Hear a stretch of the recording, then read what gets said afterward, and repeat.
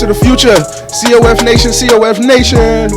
Welcome, my name is Rich and this is Jada. Chefs of the Future, where we talk about our favorite things in the world, food, hospitality related news. Once again, my name is Rich and if you click play, you all part of the nation and I welcome you. And today we welcome back Jada. What's good? It's good. It's good to be home. We're glad to hear you. Glad to have you here. Yes. Always full of laughter, always full of energy. Yes. And we love your insight. Thank you. So, as y'all all should know by now, if you followed the show at all, we had a specific format, but we changed that up and we're taking you along for the ride. So the first part of the show is our thoughts. That's when we get a chance to tell you things that's on our mind this week in the world of food and hospitality news. Second part of the show is our main topics, where we spend the bulk of the show breaking down topics sent in by you, the nation, the listeners. Third part of the show is our Q&A, where we squeeze a couple minutes to answer a couple questions sent in by you, the nation, the listeners. All right, with that down and out, let's jump straight into our first off the top because we have a lot to talk about. And our first off the top is this. So, as the pandemic raged across the country, there was a couple establishments that was deemed necessary and allowed to stay open. Mm-hmm. One of which was liquor stores. And I want to touch upon it real quick because it's just off the top and not a main topic. So, liquor stores in neighborhoods, I feel, in my opinion, have a lot of power. Right. They can influence the kind of demographic and foot traffic that the establishments on a particular block would have. Mm-hmm. And also, I feel they have a great influence on the investment dollar, the kind of investors and the kind of investment that would drive improvement in a certain neighborhood. Mm-hmm. Let's take, for example, the stigma of being next to a liquor store that sells hard liquor opposed to a store that sells wines and spirits. Mm-hmm. So, you know, it has like that diversity. Sure. Now, what classifies a liquor store per se, opposed from a winery, is what occupies the larger percentage of inventory on your shelves. True. You know, is it hard liquor or is it wine? Now, some people would say, hey, so why is there fewer wineries in a working class neighborhood opposed to a higher class neighborhood? Yeah. And vice versa. Why aren't there many liquor stores in a higher class neighborhood opposed to a working class neighborhood? Now, you hear this. We talked about it before we started recording, but what's your initial, reactions and thoughts and driving factor to, why they differ so much? From my opinion, I just feel like the people, the economy, the people that live in that neighborhood and how they justify themselves. For liquor stores per se in a low class neighborhood, you have to look at the community in itself and who lives in that community, which are people who are struggling or going through something, as to where you have wineries where people are working and going to work and taking care of their children. They want to relax, as to where people in the society we live in want to just get rid of their problems and numb their issues. So I guess that's how they look at it. For me, that's just my opinion. I mean, I think you're hitting it right on the nose because it starts internally and, in the household. Mm-hmm. And if you have the proper mindset leaving out the house, that mindset won't take you to the liquor store, Mm-hmm. That is true. 90% of the time. That is true. But, that's something that we will touch on in the main topic further down the line. Yes. I just wanted to, start the conversation, start the juices flowing. Yes. With our off the top with that. Now, with that down and out, let's jump into our main topic today. Now, how do we pick our main topics here on Chefs of the Future? Well, it's really quite simple. We would love to get main topics and suggestions from y'all. Anytime, 24/7, head on over to anchor.fm/chefsofthefuture. You'll see a part where you can interact with us. Do so. A couple main topic suggestions, questions, and if it's appropriate, we'll have it featured here on the show. Come on. But as of right now, we don't get many questions on this platform, so we predetermine it ourselves. Yes. And our main topic today is this. So, the current public health crisis has made every aspect of life difficult, but certainly not helping is the new plastic bag ban and restrictions. It has effectively added to my anxiety of going to the grocery store. And yeah, you're right. So the plastic bag ban. It's a big thing. So the plastic bag ban hit in society at a very vicarious timing. It was right when the pandemic kicked off, in March. And March 1st was like, the first official start of the enforcement and the ban.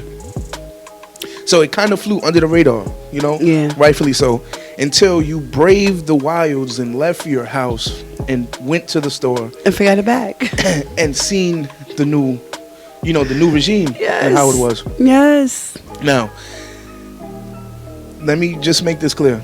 I am by no means trying to throw clout on the movement. There's been countless thousands, tens of thousands of individuals, millions of individuals that worked, that gave their life and their livelihood to try to make efforts to combat global warming and to bring, awareness to global warming. And that humans need to take the step up and go out there and try to make impact positively. Yes. So when you have something progressive in that movement, which is actual physical legislation, to make something happen, is a huge, huge, huge step. And one huge win was the plastic bag ban. Yes, I mean it was really. Yeah, so I don't criticize it lightly, but my critique of it is the enforcement of that ban. Yes. Just living in New York City and we being 10 months into, this new way of living, I feel like it's being enforced, unequally in certain neighborhoods opposed to others. Yes. And when you do that, when you enforce it more so in a working class neighborhood opposed to a higher class neighborhood, what does it become essentially? In my opinion, it becomes a working class tax. Yes. Come on. When you don't enforce it, equally. That is true. Fairly, across the board, unilaterally. Because there's neighborhoods that you could go to right now and they give out plastic bags, no problem. Where it's enforced from day one in, working class neighborhoods. And they get penalized and, charge that fee for paper bags. Now, I do want to bring you the article directly from the New York government website, the official statement on the plastic bag ban. And it says this. So this is on the website. We always encourage you to do your own due diligence. Go read it, please, and formulate your own opinion on it. Yes, and let us know how you feel. Yep, but it says this, and it says the following. So the plastic bag ban and bag fee. The New York State Department of Environmental Conservation, the NYSDEC, and we'll talk about them, extensively on the show as it continues, begins enforcement of the plastic bag ban on October 19th, 2020.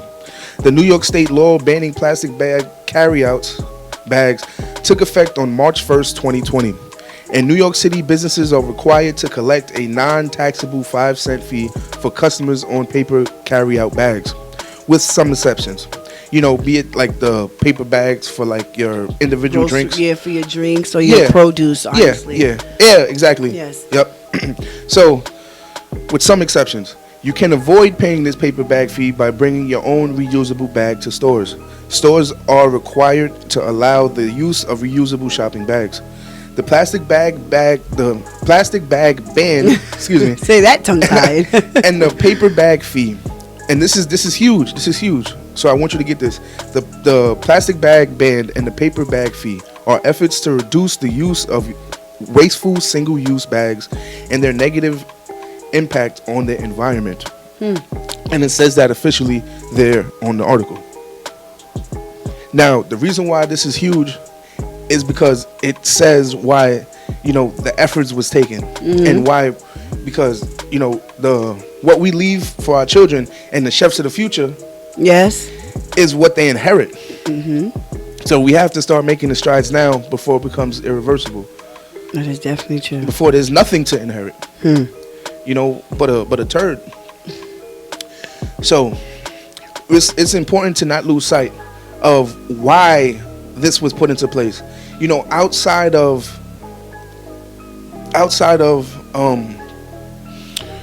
making the impact on the environment, these things were put into place the same exact reason why the curfew for dining was put into place during the pandemic. Oh, yeah, we need to talk more about that too. Yeah, it's the same exact reason why there was dining restrictions as far as capacity goes in restaurants during the pandemic. And it was for this. It was to discourage the consumer. Yes. You know, when you're able to discourage them, make it just enough inconvenience. You know, inconvenience them just enough to discourage them from going out originally. Yep. You know, they'll stay safe in the long run. Right. Safer in the long run. And so if you discourage making that plastic bag just that much more difficult to obtain, and then penalizing the people who forget that they're a reusable bag with a financial penalty. Yes. You know, it's to incentivize bringing your own bag. Yes, it and does. to discourage using plastic. So it's huge, you know, to grasp that idea and to understand that's why these things are put into place. So you hear this, and what's your general reaction? And do you feel like this is the right way to approach it? I don't feel like it is. It's my opinion, only because plastic and brown paper bags are pretty much still the same towards the environment. They're both wasteful. You know, your plastic bags are more so dangerous, as I read. But again, I did my own, research, and brown bags are just as bad. So I don't understand what's the sense of it. I really don't. So you start using paper bags so that you can charge a fee. Yeah. Now, it's not about replacing the paper bag. No, excuse me, replacing the plastic bag with paper bags. It's about charging you for that paper bag and getting rid of the plastic bag from the equation altogether. Completely. Yeah. And then introducing the paradigm of reusable bags or paying a fee for paper and having the plastic bag being in the equation whatsoever. So that's that's what they want to do. Right now, we have this as the equation. We have plastic bags plus paper bags plus reusable bags equals death for the world. You know, right? What we want to change is reusable bags plus shopping equals sustainable economy. Okay. You know, that's what we want. That's the end game. You know, once it's all said and done, to create that society in which we all agree to, X out paper bags, to X out plastic bags, and to reuse reusable bags. And you have to reuse reusable bags a certain amount of time to see that difference, because just the power and the amount of pollution that it takes to make a reusable bag, it's similar to that plastic bag in regards to the harm that it does. The footprint that it leaves on in the world. I was getting ready to say that. Yep. Yes. Yes. But the question is for y'all now. How do you feel about this? How is the plastic bag fee affecting you? Please. Is it as inconvenienced as it is doing for most people? Do you feel like it's being enforced, equally, unilaterally in the entire city? Head on over to anchor.fm/ChefsofTheFuture, record your voice and let us know. And also comment below and join the conversation. We would love to have you here on Chefs of the Future, COF Nation. We're all trying to create this community and share our thoughts. We're on YouTube too. On YouTube. Hopefully you're watching us right now. Yes. Click that subscribe button and let us know your thoughts. If you enjoy content like this, if you enjoy hearing us talk and the subject matter that we cover, definitely. All food, all hospitality, all news. And Jada, if you got nothing else to say, we are out of here. Yes. Guys, later. Later.